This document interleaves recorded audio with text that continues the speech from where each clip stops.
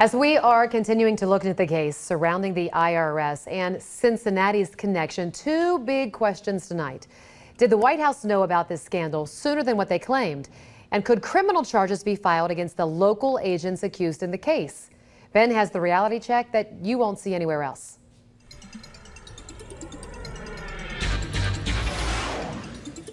Well, let's start with those local agents. Fox 19 exclusively sharing the names of at least 4 Cincinnati IRS agents who we have been able to independently verify were involved in at least one case, and with 2 of these individuals, at least 2 cases of overburdening conservative groups seeking nonprofit status. Those 4 Cincinnati IRS agents are Mitchell Steele, Carly Young, Joseph Herr, and Stephen Siak.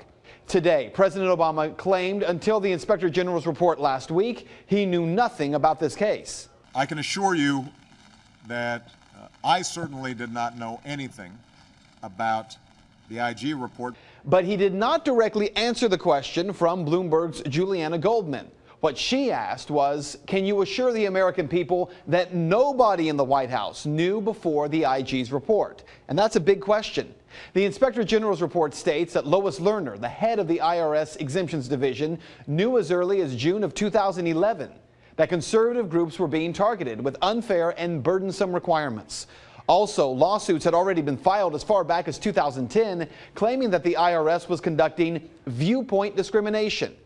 Well, late yesterday, in response to the scandal, President Obama announced the acting director of the IRS, Stephen Miller, had been forced to resign. Secretary Lew took the first step by requesting and accepting the resignation of the acting commissioner of the IRS. But an official close to Stephen Miller tells Fox News that the IRS chief was, quote, set to resign the position of acting commissioner as early as June. He was planning to leave the IRS entirely a couple of months later, regardless of the current controversy. Well, today, a second top IRS official announced plans to leave the agency. According to the Associated Press, an internal IRS memo says that Joseph Grant, commissioner of the agency's tax-exempt and government entities division, will retire June 3rd.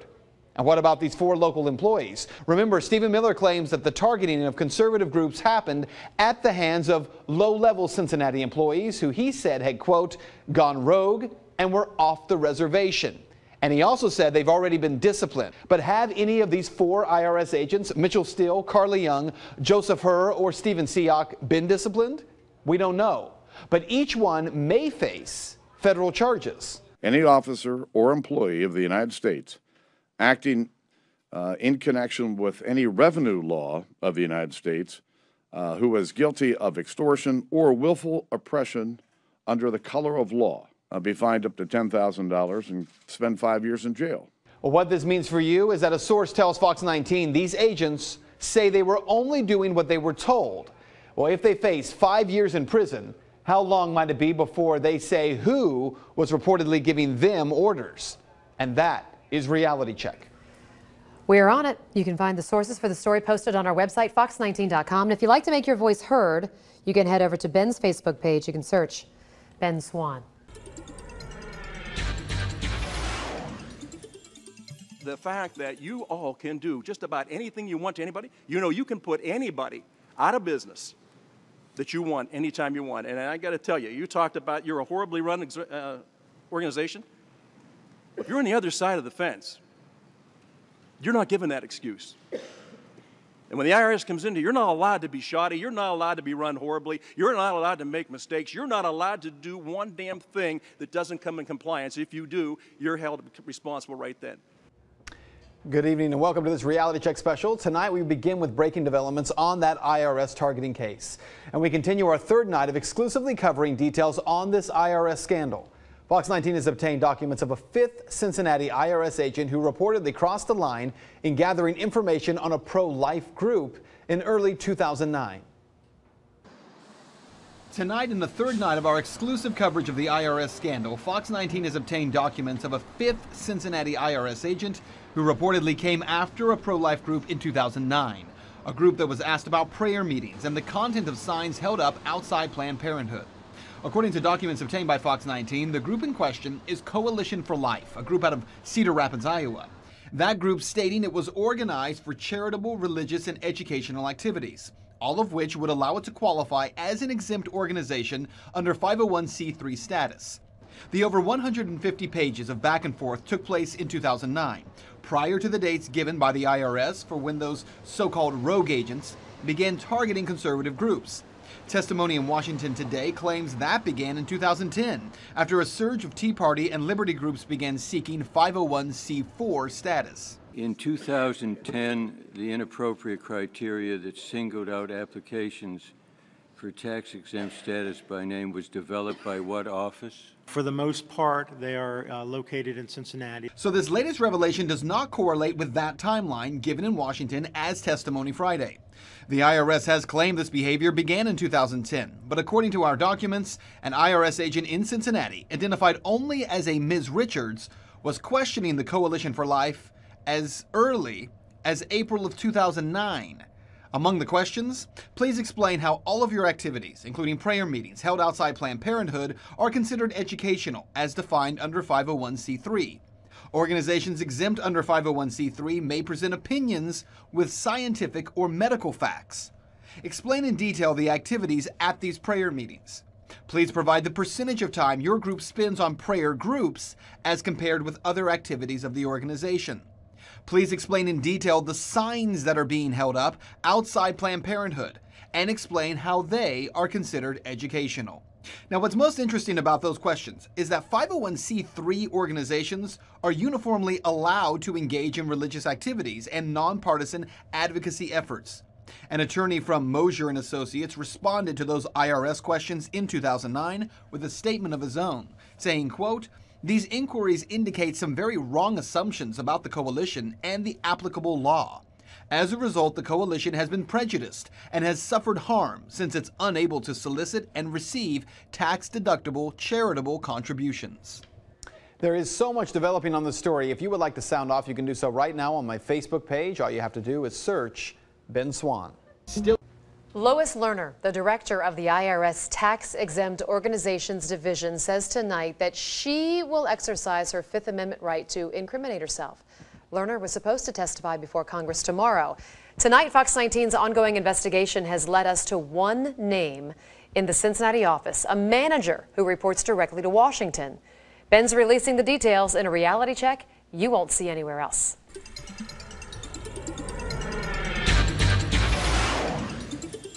The claim that the ongoing IRS scandal was among low-level employees is falling apart. The 6 Cincinnati workers we have identified who sent scrutinizing letters to conservative groups with words like Patriot, Liberty, Tea Party, or 912 in their names are Mitchell Steele, Carly Young, Joseph Herr, Stephen Siak, Liz Hoffaker, and a woman identified only as Ms. Richards. But was all of this done at the hands of a small group of Cincinnati employees working together? During Friday's congressional hearing, that appeared to be the theme. This small group of people in the Cincinnati office screwed up. Nobody's going to deny that. Well, that explanation just became less likely. Thanks to 2 sources connected to the IRS, we now understand the chain of command for these workers. Mitchell Steele, Carly Young, Joseph Herr, and Liz Hoffaker each are IRS agents. Stephen Siak is a supervisor IRS agent. But according to the IRS Employee Directory, which Fox 19 has obtained exclusively, each of these agents has a different manager, and then above them, a different territory manager. Now that is important because while it may sound reasonable to the average person that these workers began targeting groups on their own, the IRS structure is designed to prevent that. Here's how it works. When an application for tax-exempt status comes into the IRS, agents have 270 days to work through that application.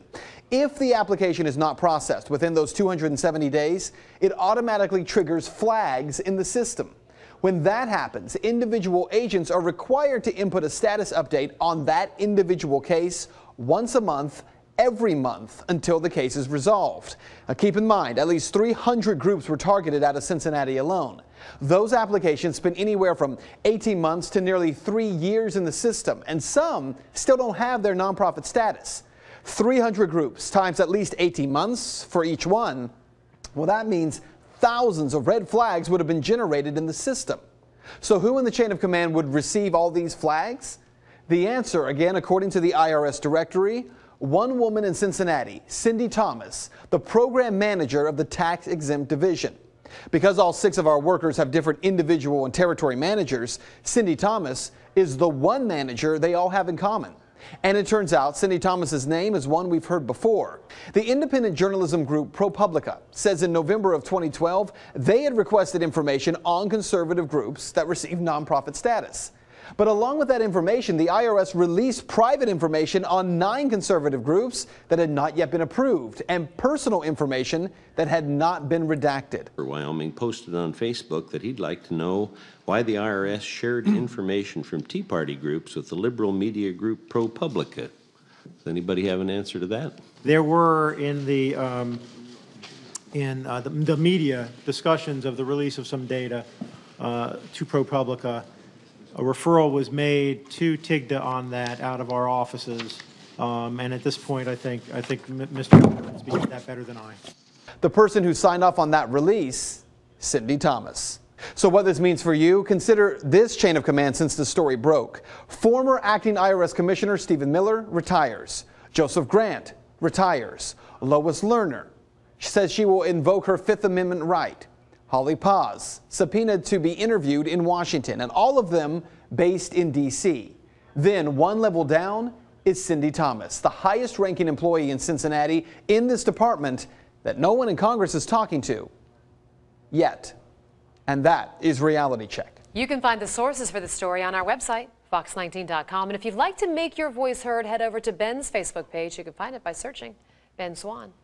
We're working hard to stay in front of the story for you. Stick with Fox 19 for any developments on air, online, and on your mobile device. Tonight, Fox 19 is continuing our exclusive investigation into the IRS scandal. Last night, we tracked the chain of command through the Cincinnati office. Tonight, we're going to show you how that chain transitions into the Washington, D.C. office and why the Inspector General says he may need to question local agents again. Ben has the reality check you won't see anywhere else.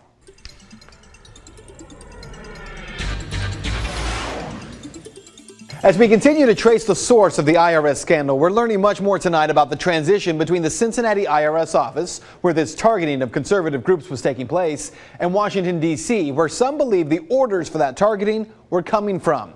As we showed you last night, the 6 Cincinnati IRS agents we have identified all have different managers and territory managers. The one common link between all these agents, the program manager of the Exempt Organizations Division in Cincinnati, Cindy Thomas. Also, as we explained, under the IRS automated system, Thomas would have been aware of thousands of flags in that system when these applications from hundreds of conservative groups were held up. So the next logical question, who does Cindy Thomas directly answer to? According to the IRS directory exclusively obtained by Fox 19, Thomas answers to the Director of Tax-Exempt Organizations in Washington, D.C., Holly Paz. Paz seen here in an IRS training video from April of 2011. Let's get back to those 5 ways to jeopardize your exempt status. So who is Holly Paz? Well, before 2012, she was working here in the Cincinnati IRS office. In May of 2012, Paz was promoted to her current position of Director of Exempt Organizations in D.C. Today we learned that when the Inspector General was interviewing Cincinnati IRS agents about this targeting scandal, Holly Paz was present and in the room for every interview. Congressman Darrell Issa revealed that today. We were shocked to find that Ms. Paz participated in virtually every one of the interrogations or interviews with her own subordinates. Is that routine to basically let the target of an investigation/audit sit in so they know the questions and answers when they later may be a target of misconduct? In hindsight, given this matter, obviously this seems somewhat unusual.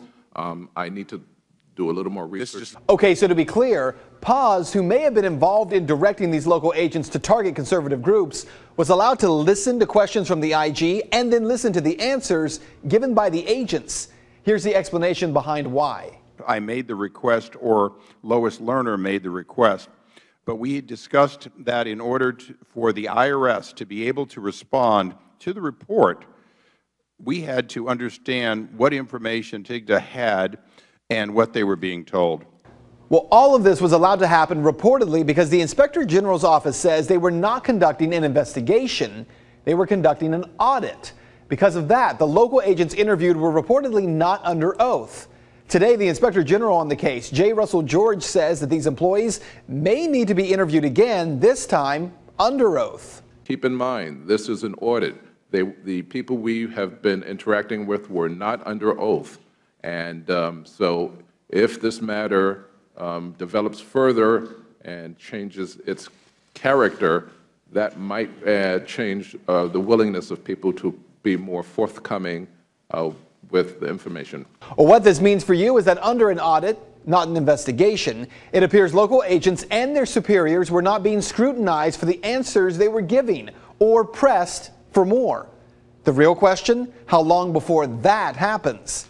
And that is Reality Check. You can find the sources for the story on our website, fox19.com. If you'd like to make your voice heard, you can head over to Ben's Facebook page. Find it by searching Ben Swann.